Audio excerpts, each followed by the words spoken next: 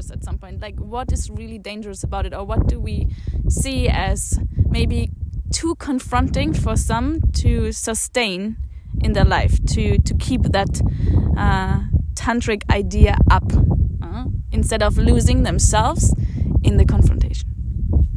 The danger, the first major one is Tantra is classically called like the in one lifetime path. Yeah.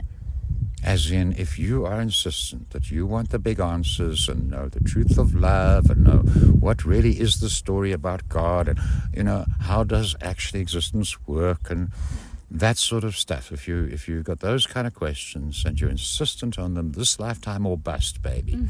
That's the tantric attitude. Yeah. It's not about improvement.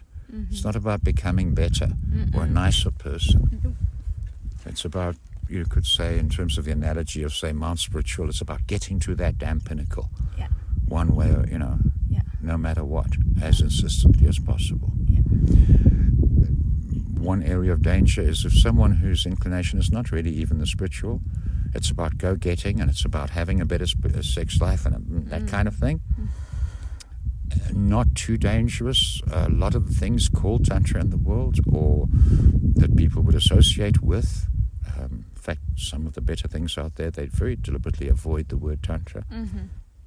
But such a person encountering real Tantra, there's a high danger that their ego will run with things once they've got a bit of power, and it probably won't go very well.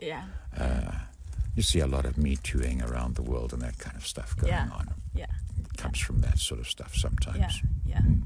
And I think that's also a beautiful thing to just go into why does one claim more power during the tantric path? Like, what is that about? How can one gain power through Tantra, and then you can either use it in a helpful way or in a less helpful way, without saying that not both sides are needed, but how does one gain power through that path?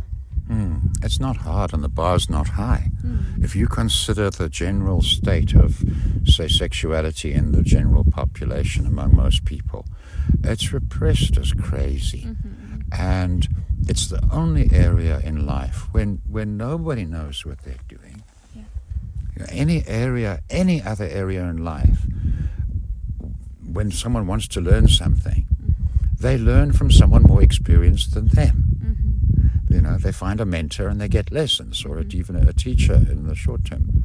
I mean, can you imagine if people went scuba diving and they said, no, look, you've got to work out what's the gear. You've got to work out how it works. You've got to work out when or how to protect yourself from the bends and that sort of stuff. You know, and people were horrified at the idea of someone, say, in their 40s teaching someone in their 20s. Like, how can you? You know, if it was skydiving, scuba diving, hell, anything dangerous, anything where you want things to work right, anything involving any kind of energy. And because the background culture has that weirdness going, if you come into some awareness, some presence, you develop you get just in touch with the naturalness of your sexuality. Even if you're not even of what we'd call a seeker or devya, even if you're go-getter and you just like more and better and different.